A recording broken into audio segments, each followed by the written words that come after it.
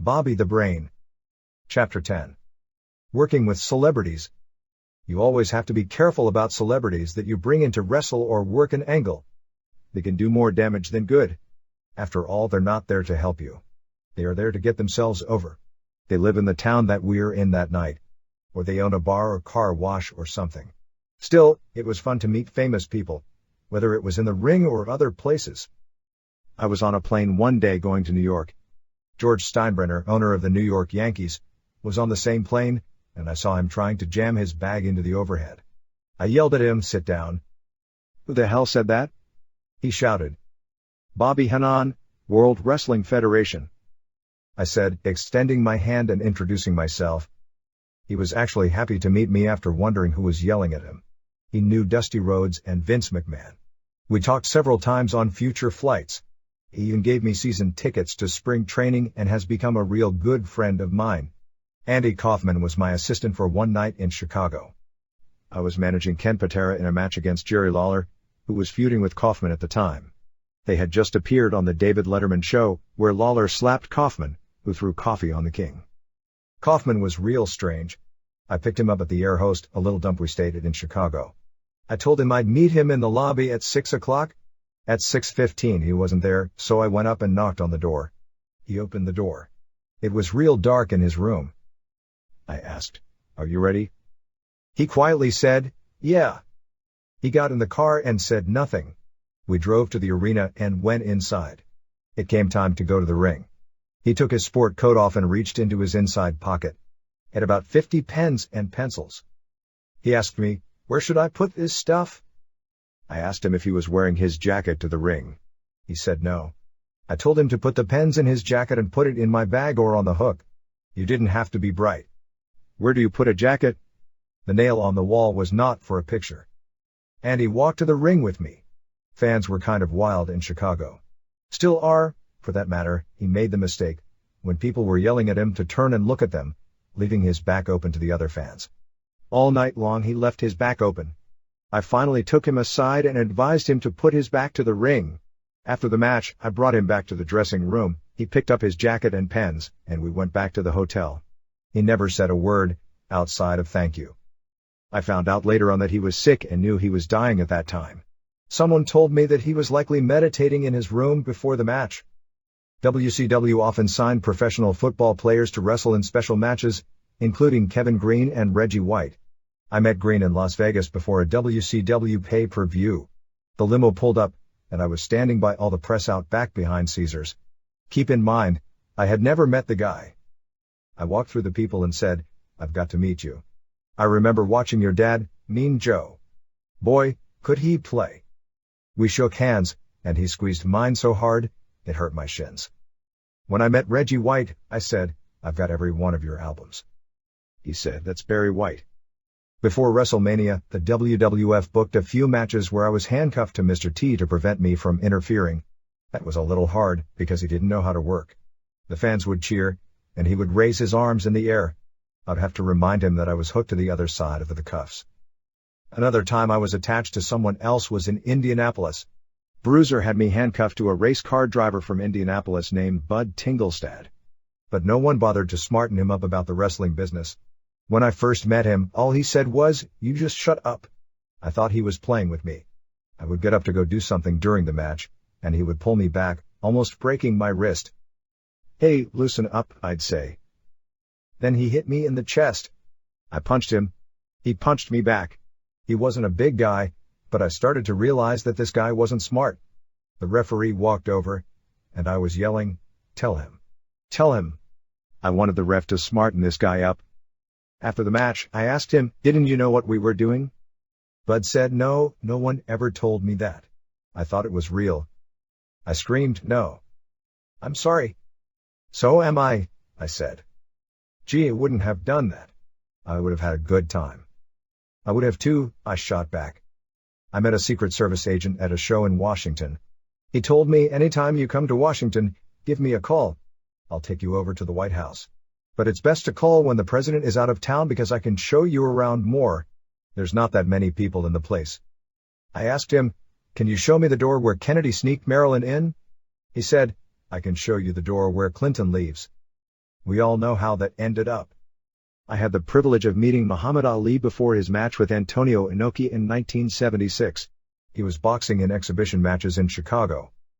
I went out there with Nick Bockwinkel. Ali was going to box Kenny J and Buddy Wolf, who were with the AWA at the time. Before he met with Ali, Vern Gagne told us not to smarten up Ali to the wrestling business. The plan was that he was going to knock off Kenny J real quick. Vern told Ali to be careful when he was boxing Buddy Wolf because he opened up easy over the eyes. Ali said, "Okay, I'll hit him a couple of times, so he can back away and cut himself." Ali was smart. We had a brief conversation. "Are you a good guy or a bad guy?" he asked.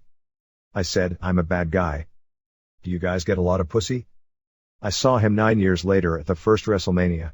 Even then, Ali was showing signs of Parkinson's disease. He was originally supposed to referee the main event all by himself, but Pat Patterson ended up as the referee in the ring while Ali stood outside. Ali wouldn't have been there for all the spots. He wouldn't have known when to go in and count. It was better to have him on the floor. I did the Jerry Lewis Labor Day telethon with Randy Savage, Marty Jannetty, and the Bushwhackers. All Jannetty and the Bushwhackers did was answer phones. Savage and I actually went out there with Jerry. The producer told the two of us, "You can do anything you want with Jerry, but he has a bad back. He'll play along with anything you want to do." Jerry introduced Savage. Randy did his whole shtick, "Ooh yeah. Let's give a big backdrop and a body slam for muscular dystrophy." I think Jerry thought of a wrestler as a guy who looked like a wrestler. Back then, Savage looked like a tough rodeo clown with the cowboy hat and his colorful outfit. Still, Jerry pretended to be scared of him. They sent me out. I walked up to Jerry and said, "You're not going to believe what this means to me. My heart is beating. You don't know what a pleasure and privilege this is. Could you do that thing with Lamb Chop? That little puppet?" Lewis shot back, "That's Shari Lewis." "Okay, can you sing Great Balls of Fire for me?" He said, "That's Jerry Lee Lewis." I asked him, "What do you do here?" Lewis said, "I'm a Jew in heat." I appeared on David Letterman's 6th anniversary show when he was with NBC. Before the show, Vince McMahon told me I could do anything I wanted to do.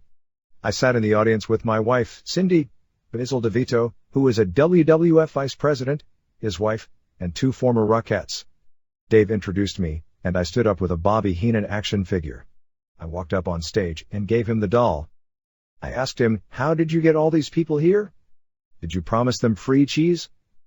He looked shocked and didn't know what to say. I continued, "Well, I wish you 6 more good years of marriage." I left the set and went backstage.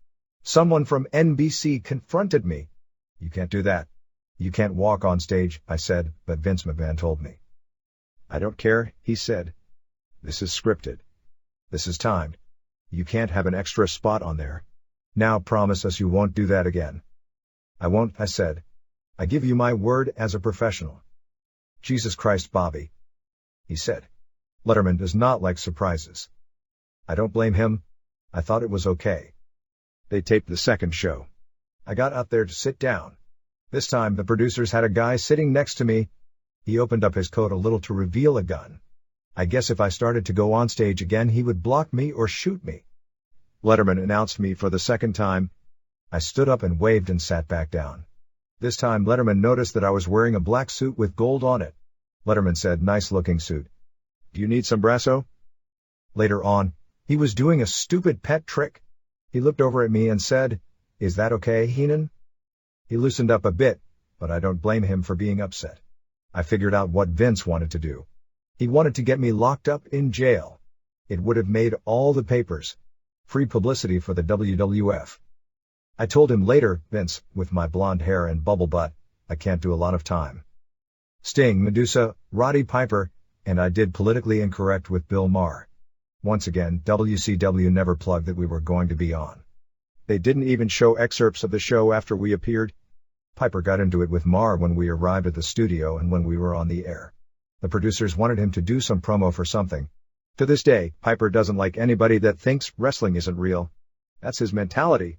For the record, Roddy, wrestling is not real. Thank God. I wouldn't be in this. I would be with Al Bundy selling shoes and looking up women's dresses. I heard that Maher jerked off before he did the show. So I asked him on the air, "How do you prepare for shows?" "I masturbate," he said. Well, when we're done here, there's no reason to shake hands. We can just say goodbye. We didn't come here to get jerked around. Rick Rude and I did the Regis Philbin and Kathy Lee Gifford show. Around that time, Rude did the Chippendale gimmick. At the shows, I would call a girl out of the audience. It was all set up and she would get a kiss from Rick and fall to the mat. He would stand over her, put his hands behind his head, and wiggle his hips. He always had airbrush trunks with a picture of himself on the back. They were very nice. Rick wore his trunks, boots, and robe on the show. He told Regis he had a surprise for him. We sat down with him and Kathy Lee Gifford. Regis kept saying, "Take off the robe. I want to see what you have to show me." "What do you have under the robe?" "Wait a minute," I said. We did a 2-segment appearance. Kathy Lee was her typical self. Very unfriendly. When we were ready for Rude to take off his robe, they hit Rude's stripper music. Rude undid his robe, and on the front of his trunks was a picture of Kathy Lee. He turned around and had Regis on his butt. He wanted to give Kathy Lee the kiss. He looked at her and she looked at him. Realizing what was going to happen, she jumped over the couch. Rude jumped over the couch. The set behind her had stairs going up, but once you got to the top, there was nothing there. She ran up the stairs, knowing it was a set.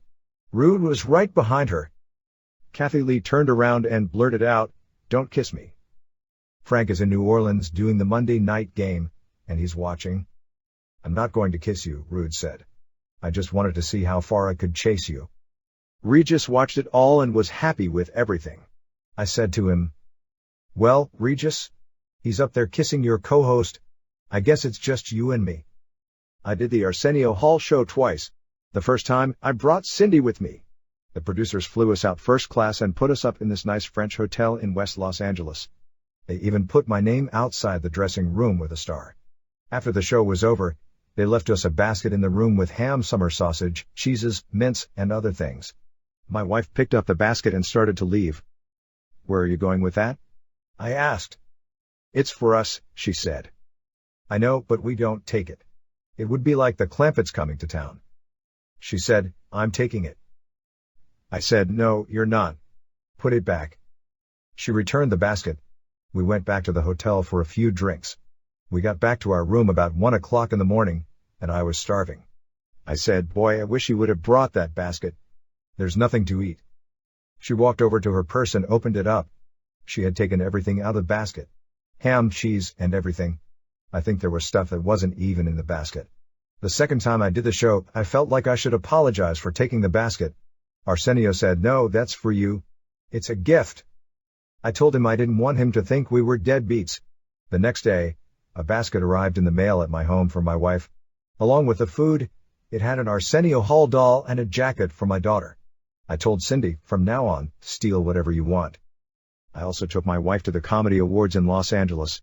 I was invited by George Schlatter because he was a fan of mine and liked my shtick. I was talking to some people while Cindy was having a cigarette. She started to look around the room and told me, "No one is smoking but me." "You're right," I said. "I'm embarrassed." "Do I do?" "There's no ashtrays in this place." "Here's what you do," I said. "Take a puff, hold it in your mouth, drop the cigarette, and I'll step on it." "Okay," she said. She took a puff and dropped the cigarette. Instead of stepping on it, I took 3 steps back and yelled, "What the hell are you doing? Putting out a cigarette on a floor in a nice place like this?" Everyone was looking at her. All she could do was let a puff of smoke come out of her mouth. She was furious. 3 days in Beverly Hills. No talking. No nothing. Ray Combs, the host of Family Feud, was a good friend of mine. He committed suicide several years ago. He was very frustrated in that he wanted to be Johnny Carson. He wanted to do comedy and felt demeaned doing a game show. But he had 6 kids to support. It was fun doing his show. The producers had the WWF versus the World Bodybuilding Federation, WBF. Team WWF was me, Sherry Martel, Jimmy Hart, the Mountie, and Brian Knobbs. We thought the WBF was just a bunch of muscleheads and we could beat them easily. Before we did the show, the producers took us to this room to play practice games. Since it was all for charity, I told my team that we should let the WBF win if they were not doing well. We should just drop the ball and let them catch up from time to time. The producer immediately said, "No, you can't do that. You have to play this. If you win all the games, you win all the games." I found out the game was a lot harder to play than it was to watch. They would say, "You have 3 seconds. Give me the number 1 answer to a kind of dog food." But you're not thinking about the question, you start counting the seconds. On the show, they asked Sherry, "What is a place where you don't take children?" I would say porn movie, liquor store, or bar. Sherry said, Hawaii. Combs wanted her to be more specific. "You mean Honolulu?" She said, "No. No place in Hawaii." Combs asked the Mountie, "Name me a profession dealing with horses." The Mountie said, "Horseman."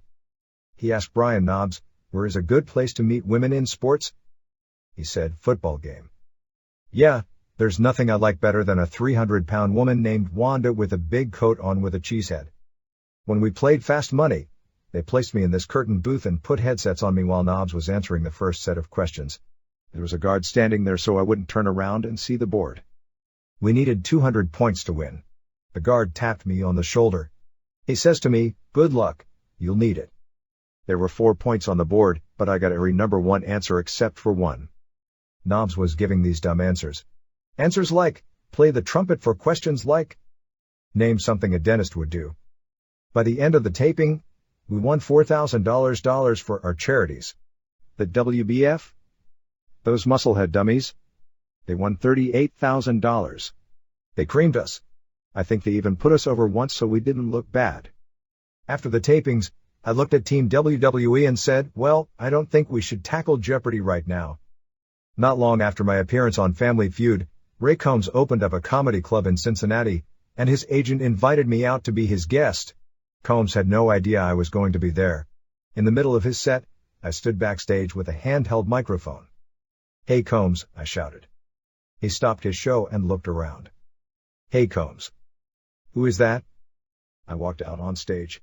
We hugged, and he introduced me to the crowd. "Do 5 minutes," he whispered to me. I turned to the audience but couldn't see anyone because of the lights. Don't get me wrong. I can make people laugh. I can make my friends laugh. I can make anyone laugh. But on that stage, I froze.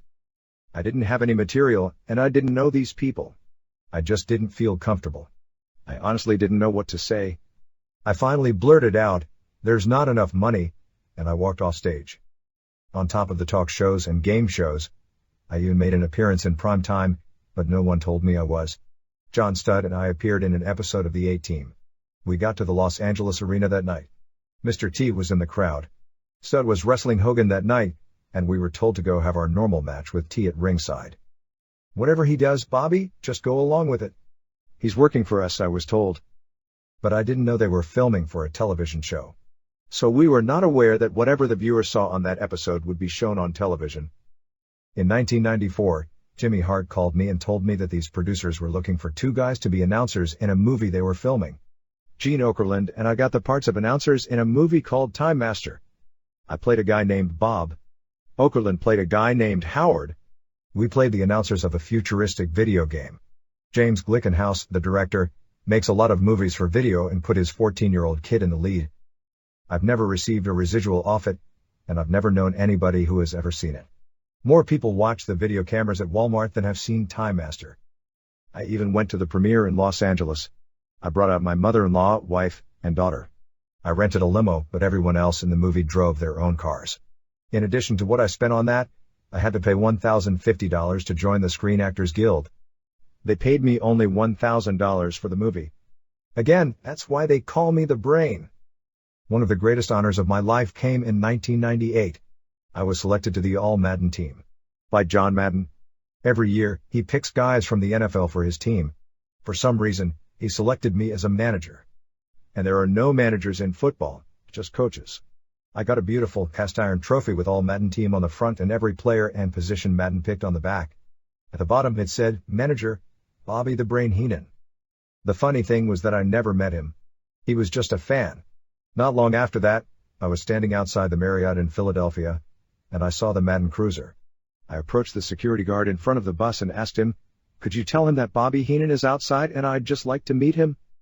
The guard walked in and came out a minute later. "Go on in." I walked into the cruiser. There were 10 televisions going. Jars were open with spoons and forks all over the place. Socks were lying about. It looked like a locker room at the Y. "How are you doing, Bobby?" he asked. Well, I don't want to take too much of your time. Not at all. I've always liked you. You're funny, he said. We sat and talked about football and other things. I never asked him why he picked me that year. I just thanked him for the honor of the award. By the way, if you want to see the trophy, it's at Tim's pawn shop on the corner of 3rd and Main. Just kidding. This is the end of this chapter. I hope you enjoyed this program. Please like and subscribe. Comments help the algorithm. See you next time.